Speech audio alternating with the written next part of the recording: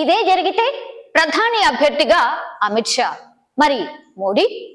Parliament ఎన్నికల్లో BJP 400 పైచిలుకు సీట్లు గెలుస్తామని బలంగా చెప్తోంది. ఈ స్లోగన్ వెనుక అసలు రియాలిటీ అంతా సస్పెన్స్. కాకపోతే రష్యా అధ్యక్షుడు పుతిన్ బాటలోనే పీఎం మోడీ నడవాలని ఆలోచిస్తున్నట్టు వార్తలు గుప్పుమంటున్నాయి. తొలుత రష్యాకు ప్రధాని అయిన పుతిన్ రాజ్యాంగ సవరణకు కావాల్సినంత మెజార్టీని సంపాదించుకున్నారు. దాని తర్వాత అధ్యక్షుడుగా పోటీ చేసి కంటిన్యూ అవుతున్నారు. అదే బాటలో ఇప్పుడు లోక్సభ ఎన్నికల్లో భాగంగా మోడీ అడుగు వేస్తున్నారా అన్న చర్చ, సందేహాలు బలంగా వినిపిస్తున్నాయి. అయితే రష్యా బాటలోనే ఇండియా కూడా అధ్యక్ష పాలనకు శ్రీకారం చుట్టబోతోందా? అప్పుడు అధికారాల్ని ప్రెసిడెంట్ చేతిలో ఉంటాయా? ఈ క్రమంలో అధ్యక్ష తరహా పాలనకు బీజేపీ అగ్రనేతలు ఫోకస్ చేసినట్టు తెలుస్తోంది.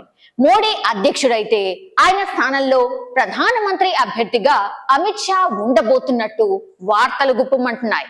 సీన్ కట్ చేస్తే కేంద్రంలో హ్యాట్రిక్ విజయంతో ఈసారి బీజేపీ అధికారంలోకి వస్తే అమిత్ షా ప్రధాని అవ్వడం పక్కా అని ఢిల్లీ సీఎం కేజ్రీవాల్ రాజకీయ దుమారం రేపేలా సంచలన వ్యాఖ్యలు చేశారు. అసలు బీజేపీ సిద్ధాంతం ఏంటంటే, బీజేపీ పార్టీలో ఎవరికైనా 75 సంవత్సరాలు నిండితే వారికి ప్రభుత్వంలోనూ పార్టీలోనూ ఎలాంటి పదవులు ఇవ్వరాదన్నది బీజేపీ ప్రధాన సిద్ధాంతం. ఈ నిబంధనను తీసుకొచ్చింది మోడీయే. ఈ నిబంధన వల్లే గతంలో బీజేపీకి చెందిన సీనియర్లు అద్వానీ, మురళీ మనోహర్ జోషి, యడ్యూరప్పతో పాటు పలువురు రాజకీయాలకు దూరం అయ్యారన్నది కేజ్రీవాల్ బలంగా చెప్పిన మాట. అయితే వచ్చే ఏడాదితో ప్రధాని మోడీకి 75 ఏళ్లు నిండిపోతున్నాయి.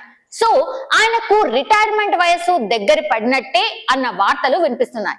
ఈ లెక్కన మోడీ తర్వాత రేసులో ఉన్నది అమిత్ షా అన్నది కేజ్రీవాల్ లెక్క. మరి తీసుకొచ్చిన నిబంధనను మోడీ కంటిన్యూ చేస్తారా? ఈ క్రమంలో ప్రెసిడెంట్ ఎన్నికలకు తెరలేపుతారా అన్నది ఢిల్లీ పొలిటికల్ సర్కిల్స్ లో చర్చకు దారి తీస్తోంది. మరిన్ని అప్డేట్స్ కోసం మా కాయ్ టీవీని సబ్స్క్రైబ్ చేసుకోండి. మా వీడియో కనుక మీకు నచ్చినట్లయితే లైక్ చేయండి, షేర్ చేయండి. మీ విలువైన అభిప్రాయాలను కామెంట్ బాక్స్లో తెలియజేయండి.